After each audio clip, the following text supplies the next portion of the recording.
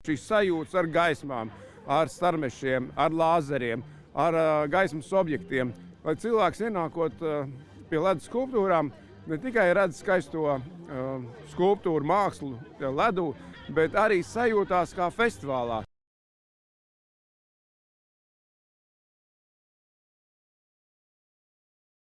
Es varētu teikt, ka tas tāds arī iekšējais tāds festivāls starp mums pašiem un kolēģiem un atkal satikšanās un jaunu draugu iegūšana. Un, kaut kur foniņā varbūt ir tāds mazliet tāda cīņa par labu darbu uztaisīt. Varbūt neteiksim iegūt vietu, bet tiešām uztaisīt labu darbu. Un ja uztais labu darbu, tad jau arī novērtē.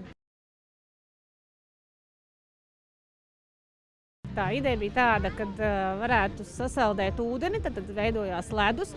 Un ja mēs tā ļoti stipri mēģinātu saspiest šo ledus gabalu, vai mēs tiešām iegūtu ūdeni.